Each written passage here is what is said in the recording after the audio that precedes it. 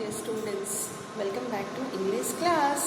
Today I am going to give you Hindi explanation of the story as you requested me. जैसा आप सभी ने मुझे request किया था कि मैं इस स्टोरी का आप लोग को हिंदी जो है एक्सप्लेनेशन दूँ सो दैट आप इस स्टोरी को अच्छे से समझ सकें. ठीक है, तो इंग्लिश में तो ये अवेलेबल है ही, बट आप हिंदी में भी सुन के इस स्टोरी को पहले समझ सकते हैं और उसके बाद इंग्लिश टू इंग्लिश आप एक्सप्लेनेशन भी सुन सकते हैं. इससे अगर आप इंग्लिश टू इंग्लिश समझ पाते हैं तो बहुत अच्छी बात है. अगर नहीं समझ पाते हैं तो पहले आप हिंदी वाला सुन लीजिए, उसके बाद इंग्लिश वाला सुन लीजिए. मैं यही कर सकती हूँ आपकी हेल्प के लिए. So let's move ahead towards the beautiful chapter which is full of suspense. ठीक है, तो इस स्टोरी का नाम क्या है? Discovering truth, the saga continues. So at first what is the meaning of saga? Saga means क्या होता है? लंबी कहानी. और कंटिन्यूस का मतलब क्या होता है? जो कि अभी तक ख़त्म नहीं हुई है. मतलब वो एक ऐसी कहानी है जिसके बारे में अभी भी जानकारी इकट्ठा किया जा रहा है. तो चलिए चलते हैं इस कहानी की ओर. ये कहानी है discovering truth, the saga continues, और इसके राइटर कौन है? A.R. विलियम्स. इस कहानी में बेसिकली हम लोग इजिप्ट के राजाओं के बारे में, जिसे फराहो कहा जाता है, उनके बारे में हम लोग पढ़ेंगे. और इस कहानी में बताया गया है कि उनके क्या बिलीफ थे और उनका क्या कल्चर था. तो इजिप्टियन, जो इजिप्ट के जो राजा हुआ करते थे, उन्हें यहाँ पे क्या बोला जाता है? फराहो. और उनका ऐसा मानना था कि मृत्यु के बाद भी कोई दूसरा जीवन होता है. इसलिए ये लोग जब शवों को दफनाते थे, उसके साथ उनकी सारी ज़रूरतों के सामान जो वो डेली यूज़ में इस्तेमाल करते थे, उन सभी को उसमें, उसके अलावा सोना चांदी, खाने पीने का सामान, कपड़ा वगैरह सब चीज़ उनके डेड बॉडी के साथ दफना दिया जाता था. क्यों? क्योंकि उन्हें लगता था कि इन सभी चीज़ों की ज़रूरत मृत्यु के बाद भी उन्हें पड़ेगी, क्योंकि उनका मानना था कि मृत्यु के बाद भी एक दूसरा जीवन होता है.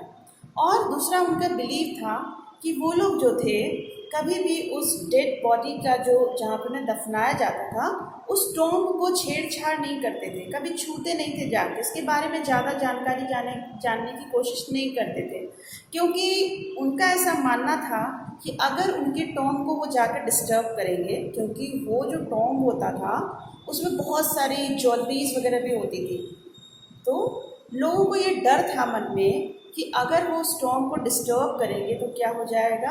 फराहो का कर्स लगेगा. मतलब राजा जो है वो श्राप दे देंगे और मनुष्य की मृत्यु तक हो सकती है.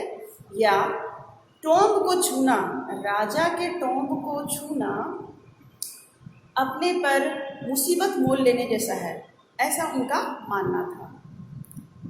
ये स्टोरी जो है कुछ ऐसी स्टोरी है जिसमें एक राजकुमार जिसका नाम था टूटनखामुन, और उसे शॉर्ट में टूट कहा जाता है. ठीक है, ये टूट है ना, डिस्कवरिंग टूट.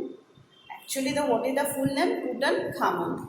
तो ये जो था, ये एक इजिप्ट का राजा था, और वो बहुत ही यंग एज में, young age teenage, that means the age between 13 to 19, लगभग इसी एज में उसकी मृत्यु हो गई.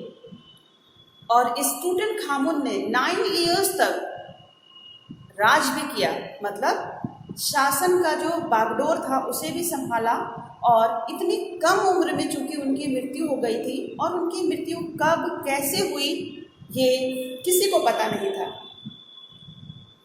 धीरे धीरे जब डेवलपमेंट हुआ साइंस में, फिर क्या हुआ?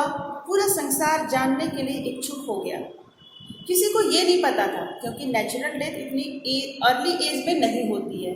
इसलिए लोगों के मन में ये सवाल आने लगा कि क्या ये एक नेचुरल डेथ था, या कोई ये मिस्ट्री है, या किसी ने उसका मर्डर कर दिया. तो ये सारी चीज़ें हैं जो कि क्वेश्चन अराउंड घूमती रहती हैं इस कहानी के इर्द गिर्द. सबसे बड़ा क्वेश्चन तो यही था कि क्या ये एक नेचुरल डेथ था, या उसको किसी ने मर्डर कर दिया, उसका किसी ने उसको जान से मार दिया.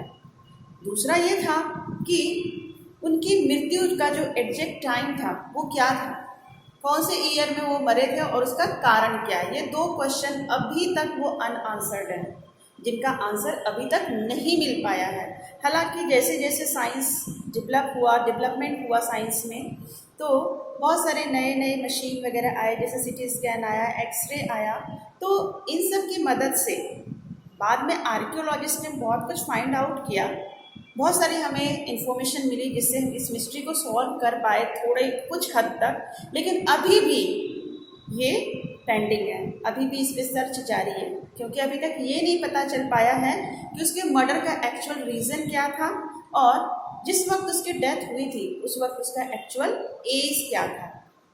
ठीक है, तो क्या होता है कि जो इजिप्ट का जो यंग राजा था, जो राजकुमार था, वो बहुत ही अर्ली एज में राजगद्दी पे बैठा और उसने शासन करना प्रारंभ किया और बहुत ही कम एज में उनकी डेथ हो जाती है। डेथ हो गई तो उनको टॉम्ब में उनका बनाया गया, गड्ढे में उनको डाल दिया गया, एक उनके लिए कैफिन बनाया गया। आपने देखा होगा कैफिन क्या होता है, एक बॉक्स होता है जिसमें डेड बॉडीज़ को रखा जाता है। तो उस डेड बॉडीज़ में टूटनखामुन का जो है वो बॉक्स जो था उसमें टूटनखामुन का डेड बॉडी को रखा गया और इतना सुंदर कॉफिन बनाया गया था कि जब आप उसे आउटसाइड से देखेंगे, suppose that what is the outer layer, ये क्या है, ये बोर्ड का आउटसाइड है, ठीक है, तो उसका जो कॉफिन बनाया गया था, डेड बॉडी को रखने पे जो बॉक्स बनाया गया था वो उसी के शेप का था। ठीक है, मतलब जो टूटनखामुन था वो उसी का, जैसे अगर नाक बना हुआ, आंख ऐसे है, तो आप बाहर से भी उसकी बॉडी को देख सकते हो, बस आप बॉक्स को देखेंगे आपको पता चल जाएगा ओ ऐसा दिखता था टूटनखामुन। तो आपको खोलने की ज़रूरत ही नहीं पड़ेगी उस बॉक्स को, क्योंकि उस बॉक्स में क्या था, बहुत सारा सोना चांदी गोल्ड का मास्क। देखिए कोरोना तो अब आया है ना, लेकिन आप सोचिए उस टाइम में कोरोना तो नहीं था लेकिन मास्क का कॉन्सेप्ट उस समय भी था। अगर आप बुक पढ़ेंगे तो उसमें आपको मिलेगा कि वो ऐसा वैसा मास्क नहीं था, हम लोगों की तरह ये कपड़े या फिर नॉर्मल इस टाइप के क्लोथ्स का नहीं था। वो कैसा था, उनका गोल्डन मास्क था, गोल्ड का बना हुआ था, प्योर गोल्ड। जब उनको दफनाया गया तो उनके साथ बहुत सारी जितनी शाही मतलब ज्वेलरीज होती हैं वो सारी चीज़ उनके साथ दफन किया गया, उनको खाने पीने का सारा सामान दिया गया, सब चीज़ दिया गया और लोगों ने उन्हें भुला दिया। किसी ने ये जानने की जहमत नहीं उठाई कि आखिर हमारा राजा मरा तो मरा कैसे, क्या किसी ने उसका मर्डर कर दिया, क्यों नहीं आखिर उन्होंने जानने की कोशिश की। क्योंकि इजिप्ट के लोगों का ऐसा मानना था कि अगर वो राजा के टॉम्ब को डिस्टर्ब करेंगे तो शायद उनका अभिशाप उन पर लगेगा और उनकी मृत्यु भी हो सकती है। तो इस वजह से किसी ने भी इसके बारे में जानकारी इकट्ठा करने का नहीं सोचा। फिर अंततः क्या होता है, 1922 में वहाँ पे हॉवर्ड कार्टर, और वो हॉवर्ड कार्टर कौन है, ब्रिटिश आर्कियोलॉजिस्ट। आर्कियोलॉजिस्ट कौन होता है, वैसा व्यक्ति जो पास्ट की चीज़ों को अध्ययन करता है, भूतकाल में, जैसे मतलब पास्ट की कुछ चीज़ें अगर हमें खुदाई के दौरान मिली तो उसको स्टडी करने वाला क्या कहलाता है, आर्कियोलॉजिस्ट। तो ये जो था वो इन सब चीज़ों में बिलीव नहीं करता था कि हाँ ऐसा भी कुछ होता है, कर्स वगैरह, ठीक है, मतलब अभिशाप नाम का ऐसा भी कुछ चीज़ होता है कि डेड बॉडी भी श्राप दे सकती है, इन सब चीज़ों पे ये बिलीव नहीं करते थे।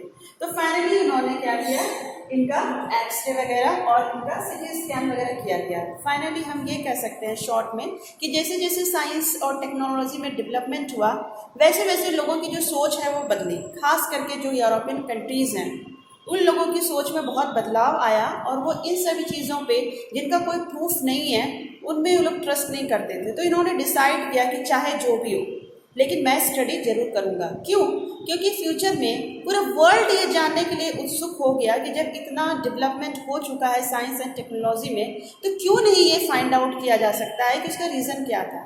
तो इस वजह से पहले उनका एक्सरे किया गया और उसके बाद क्या किया गया, उनका सीटी स्कैन भी किया गया।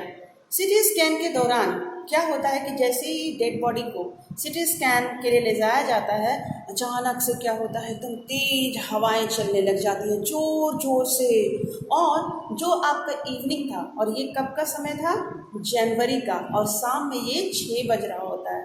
तो आपको पता है कि विंटर में बहुत जल्दी अंधेरा हो जाता है। तो 6 बजे शाम को जब उन्होंने डेड बॉडी को उठाया और उस मतलब उसके टॉन्ग से निकाला गया, क्योंकि उसका टॉन्ग से निकालना डेड बॉडी का इतना आसान नहीं था, क्योंकि 26 फीट नीचे उनको दफन किया गया था और उसमें 3 बॉक्स था, लेयर पर लेयर, तो उनको निकालना इतना आसान नहीं था, तो काफ़ी समय लग गया उस चीज़ को बाहर निकालने में, डेड बॉडी को। तो शाम के 6 बजे फाइनली उस डेड बॉडी को टूटनखामुन को लाया गया कहाँ, सिटी स्कैन के लिए। और उस समय काफ़ी तेज ज़ोर ज़ोर से हवाएं चलने लग गई, जैसे आप देखते होंगे कभी गर्मी के दिनों में बवंडर उठता है हवा का, ऐसा लगा कि चारों ओर ऐसे धूल वगैरह, क्योंकि वहाँ पे रेत वगैरह था, धूल वगैरह था, वो पूरा ज़ोर ज़ोर से घूमने लग गया। और जो शाम वो इवनिंग में जो वो बादल था, ठीक है, पहले तो स्काई क्लियर था, लेकिन जैसे इस डेड बॉडी को उठाया गया पूरा काला काला बादल वहाँ पे छा गया और पूरा और काला हो गया, क्योंकि आपको पता है विंटर में ऐसे ही जल्दी अंधेरा होता है, और ऊपर से जब मेघ बादल, काले काले डरावने बादल जब उसे घेर लिया तो वो और भी डरावना सा लग रहा था। सभी को ऐसा लग रहा था कि शायद यही फराहो का श्राप है, शायद ये राजा का श्राप है, क्योंकि उसकी बॉडी को छेड़ा जा रहा है, उनकी बॉडी को सिटी स्कैन के लिए ले जाया जा रहा है, इन्वेस्टिगेट करने के लिए, जांच करने के लिए। फिर जब उनकी डेड बॉडी को सिटी स्कैन के लिए रखा गया मशीन में, अचानक मशीन का पंखा बंद करना, अचानक जो मशीन का पंखा था वो वर्क करना बंद हो गया, वो काम ही नहीं करने लगा। तो सबको और लगा कि ओ माय गॉड, अब तो हम लोग बुरे फंस गए, क्योंकि ये पक्का जो है क्या है, राजा का श्राप है।